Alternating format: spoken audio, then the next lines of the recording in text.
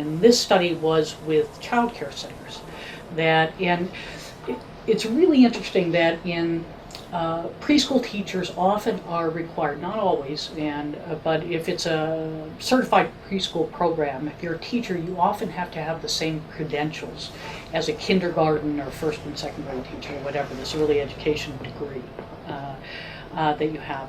But what's interesting, and it says a lot, I think, about how we value these jobs as a society, is they're generally paid far less than. So if you teach kindergarten, you make a lot more money than if you teach 5-year-olds, you make more money than if you teach 4-year-olds. And if you think about that, the rationale for that would be like paying 11th grade teachers more than we pay 10th grade teachers, or 3rd grade teachers more than 2nd grade teachers. And it just really, there's no basis for it, other than, I think, the devaluing of the job in some ways, historically and traditionally. That traditionally this was work that was performed unpaid by family members, and so why should we compensate for it? And so what you're seeing is this movement across the country, and there are 38 states that have some form of this, some form of universal or trying to get to universal access to preschool, to pre-K education. That there's a lot of data, the data are very compelling, that quality preschool is really important, and the payoff down the road on it is I think it's undisputed. I'm sure people dispute it, but it's undisputable by anyone who's looking at the research. So one of the things that you're seeing is this trend toward, because preschool and early childhood education has always been on the back burner, what you're seeing is their goal is to get to be as good as K through 5. If only we can be as good as 1st grade. And when you think about that, what a low bar. That is because we don't do a great job, across the board. We can do a great job, but again, scale, if you think about scaling, we don't do a great job across the board on that. But nonetheless, that's the aspiration. And we really started thinking about, well, does that make sense? Is the model that we use in 3rd grade the right model for 4-year-olds? And we think about that not so much in terms of things like curriculum or how you design the day for the kids, but rather we think about it as a workforce issue.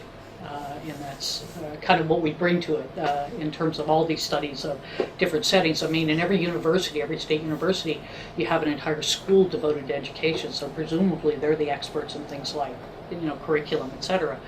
But again, what we think we bring to the table is some perhaps insights on knowledge management, and management more generally, I suppose. So in any case, we looked at 62 child care centers in Pennsylvania and New Jersey, and several hundred teachers. And the punchline on the study is this, that it's a job that's inherently improvisational. That is to say, you've got to adjust all the time. That, we think about improvisational work as being like an air traffic controller. But when you think about what it's like to take care of 3-year-olds, it's far more improvisational. It's just so inherent in the job. But in addition to that, the work is inherently collaborative, that you always have more than one adult in the classroom. And one of the things we found that was very predictive of the quality of care was the nature of that collaboration. So it wasn't enough to just be flexible and kind of rearrange your day, depending on what the kids were like that day, but rather you also had to be able to do that with your colleague.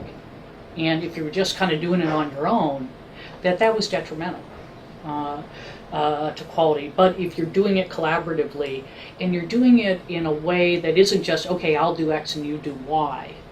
For example, there are some child care centers where the teachers do all the instruction, what they call instruction, and the teachers' aides do all the cleaning up. So they do the diapers and the meals and those kinds of things. But what we found is that kind of just division of labor didn't really work. That instead, no matter how flexible you were within your little areas of responsibility, but rather that working together was really what was very important. And more important than experience, more important than educational, again, that this social capital trumping human capital. And again, that's not to say that human capital is important. It is. It absolutely is. But again, we think it's probably been emphasized a little too much that we're looking for a silver bullet and it doesn't really exist for these kind of jobs.